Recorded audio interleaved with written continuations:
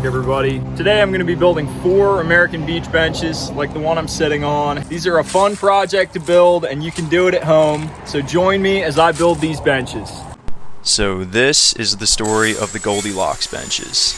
In the same way as Goldilocks and the 3 bears, there were 3 bowls of porridge, one of which was too hot, the other was too cold, and the third was just right. This family that ordered these benches, the dad was 6'6", so I needed to make a really big daddy bench for him, and then a little bench for their kid, and also a mommy bench that was somewhere in between, so every bench fit them just right. Lastly, they wanted a 4th bench, just for good measure, and in case they had any guests. So this buyer approached me on Facebook Marketplace where I had these benches listed for $200 each, and she said, would you do $700 if I took 4 benches?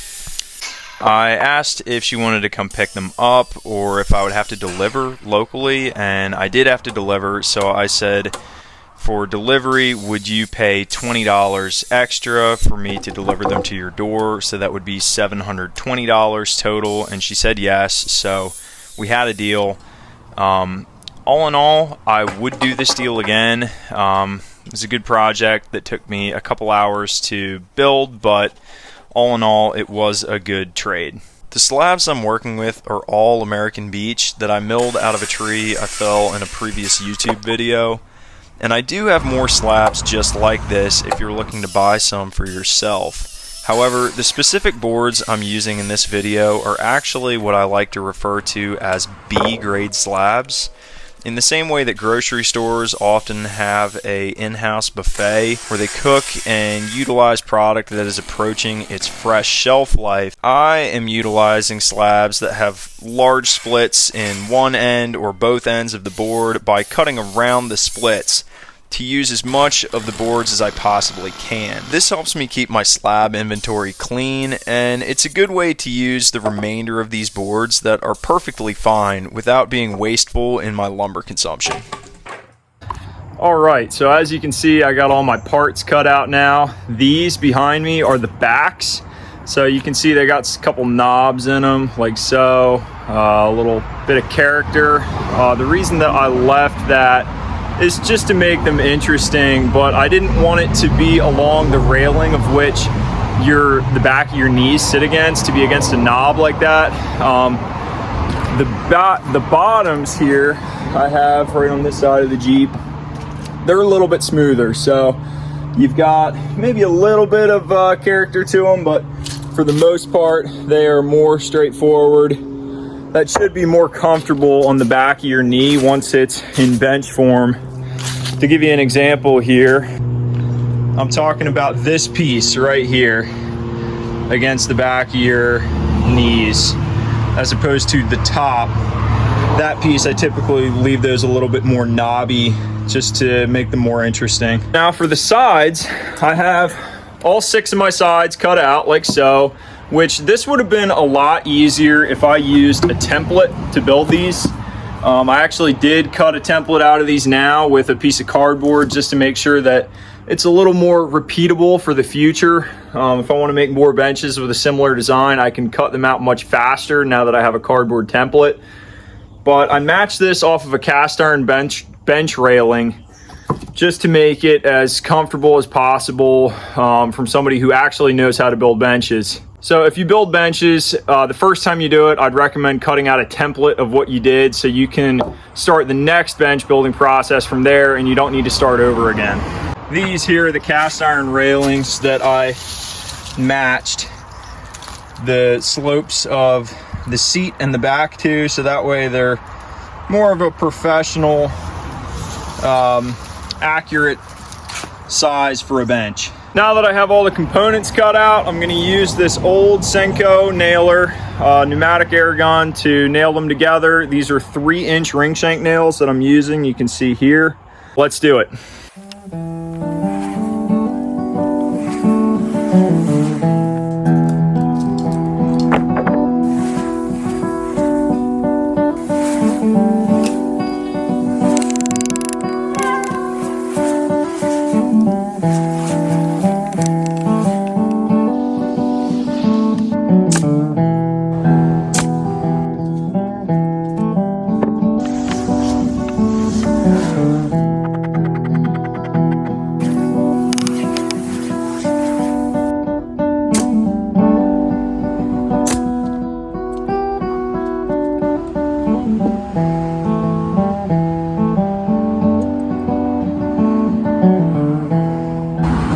guys, how do you like the look of my design here?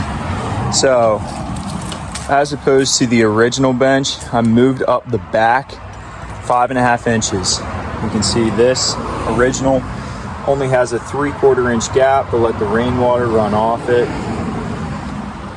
This one I made bigger. So here I've got a kid bench and I've got a daddy bench. And this one's got a little bigger slabs built into it as well. You got the knot up in the top here, so that should be unobtrusive, but gives it a little character. But yeah, I think it looks good, and it's comfortable to sit in as well. It's not super sturdy yet because I don't have it all nailed together. I don't have cross braces in it yet, but I like the way it looks. So if you've ever worked with 3-inch ring shank nails like the ones I'm using, you know that they are about impossible to pull out with a hammer. So I think that's a pretty good solution for making it easy to build, yet extremely sturdy, and it will last for a long time. I was also pleasantly surprised to see how easily these nails drove into American beech, which is known for being pretty hard hardwood that is difficult to split as firewood. Here I'm putting in the cross brace in the bottom to kind of tie the whole build together. That's a nice bench. So here they are, the final product. As you can see, I have the big bench on the close end to the camera, and then the 2 medium-sized benches in the middle with the kiddo bench on the far side. All in all, this was not a difficult project to build, and it only took me a few hours of me exercising my mediocre carpenter skills. However, I am not Blacktail Studios or Dusty Lumber Company. I may be a YouTuber, but I am not a carpenter by trade. So the last step was just to load the benches into the truck bed to deliver to the customer's door, and that's it. So thank you for watching, everybody. If this inspired you to build something like this on your own, I'd love to hear about it in the comments. 4 benches and only a 6.5 foot truck bed, F-150, 2008.